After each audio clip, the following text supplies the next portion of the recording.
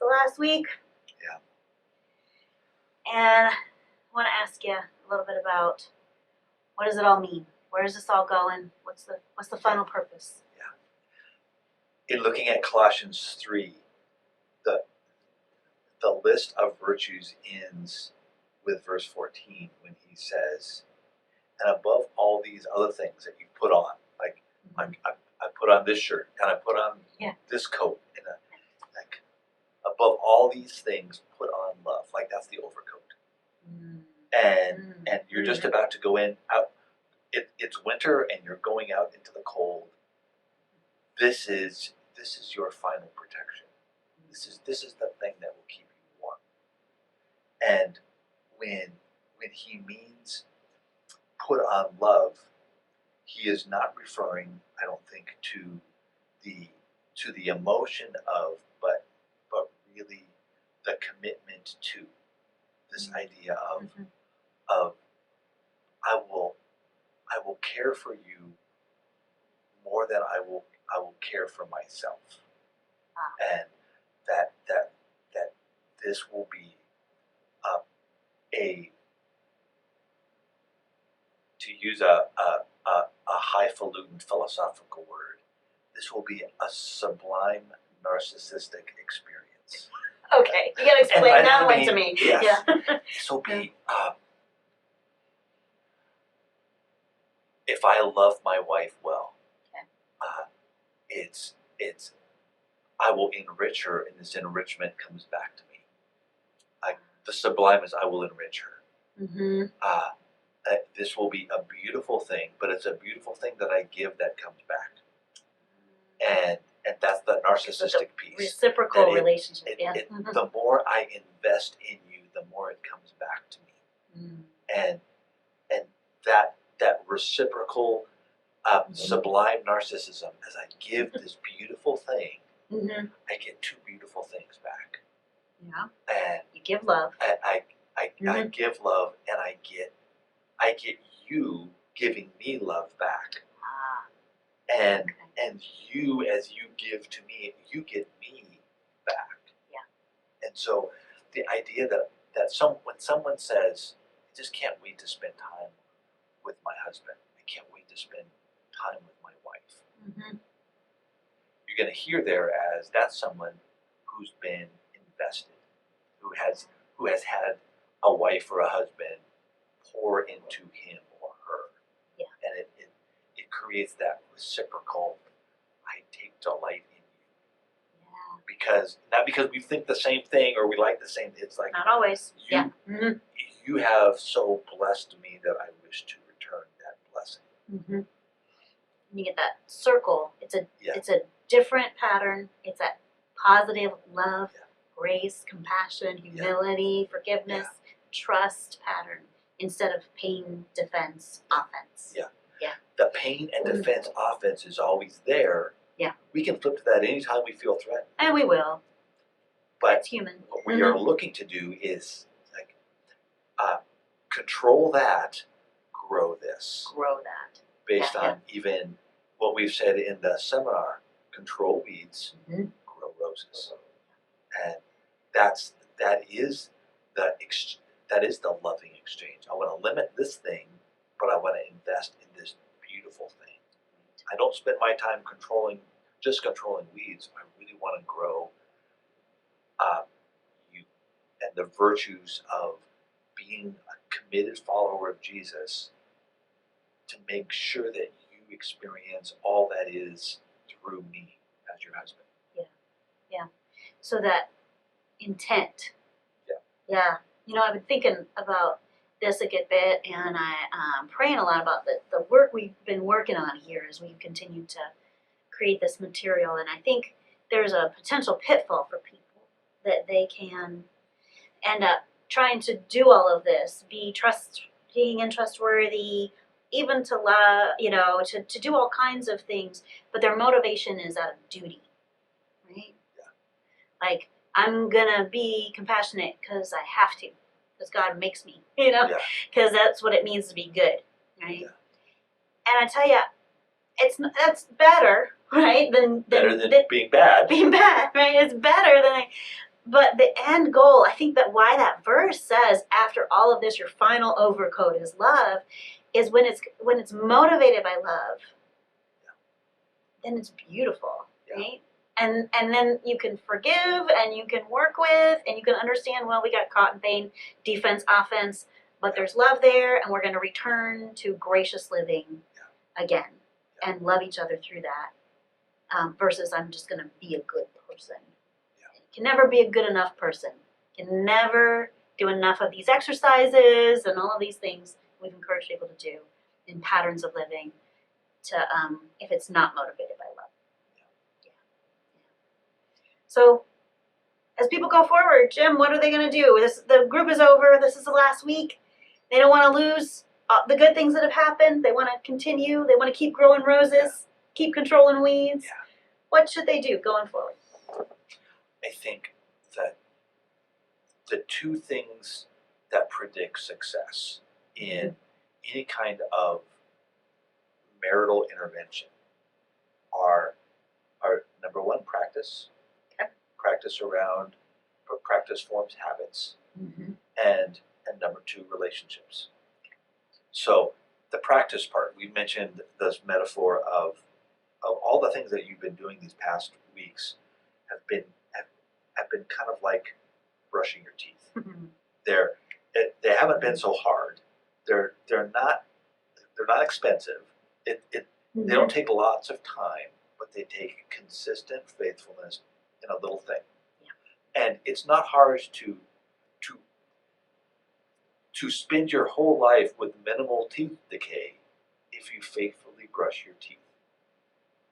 You neglect your teeth, and in 6 months you could have major dental issues relatively quickly. But faithful, consistent practice at normal dental care really makes a difference.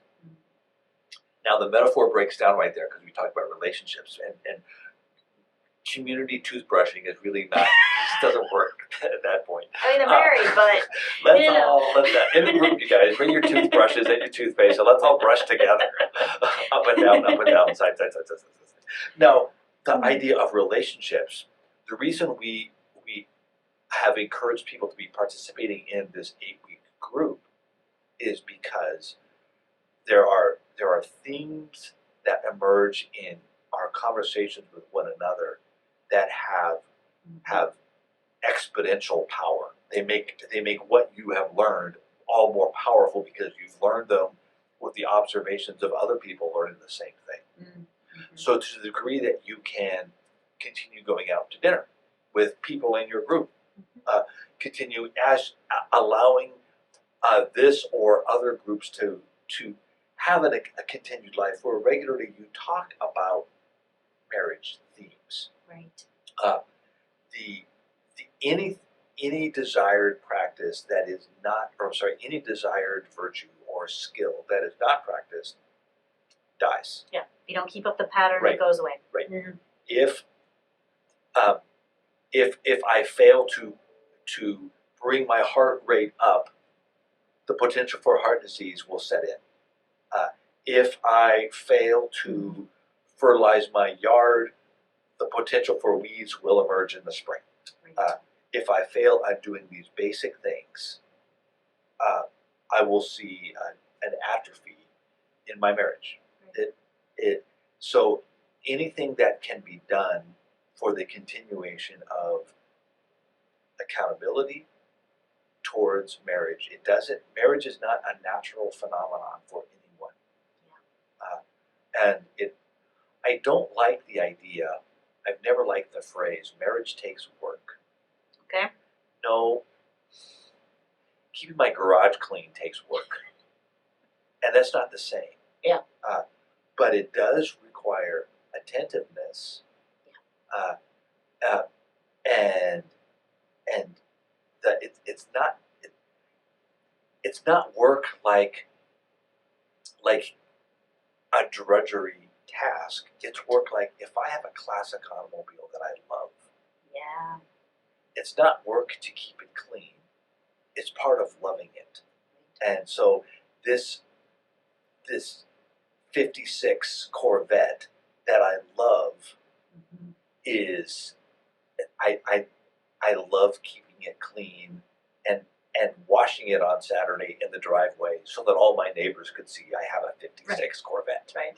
Or if you're a gardener and you love your garden, Yes. right? And you just, you know, those people who just have the most beautiful gardens. Yes.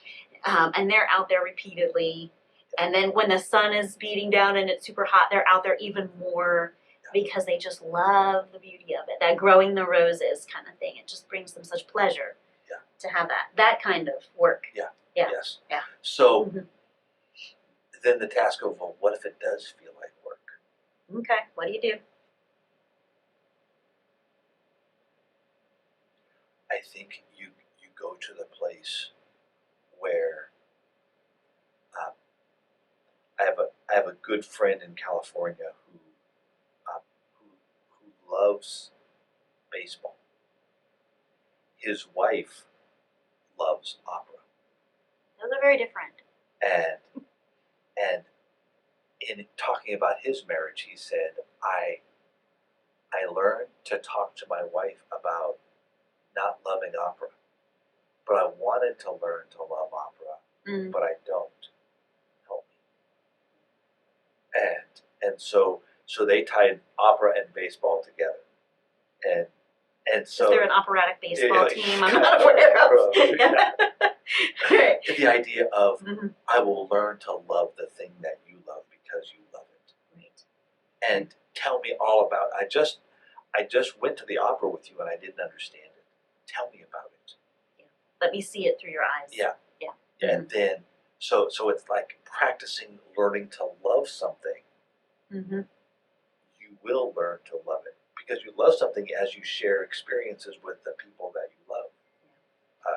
You don't necessarily love camping the first time you go camping because it rained, but you love time and time again being with the people in these contexts, and now you have memory, and now you have shared experience. Let's do it again because it was such a wonderful experience having done it over and over again with you. So you have any final words for everyone as they go out? I think the biggest threat would be unrealistic and unfair expectations. That 8 weeks, look at it, 8 weeks, and yeah, our marriage improved, but it won't last. Mm-hmm. No, it's not supposed to last any longer than you continue to work on its improving. Yeah. And that's probably the biggest danger of any marital intervention is actually the discouragement that occurs when when when behaviors or values or interest starts to wane with time. Yeah. Well, we went to one of those and it didn't help us. That's like saying I took my car to the car wash. 3 months later, it's dirty. Like, well, yeah, it's supposed to, unless you're continuing to attend to those details. So our challenge to all of them is to consider what things they will do now. Yeah. It's over. Will they get together with the people in their group regularly to encourage each other in marriage? Will they sign up for another marriage conference or retreat or something next year? Go on a weekend together? Things that will grow, nurture the roses. And to make plans now for that intentionally throughout their future and to do that throughout their marriage.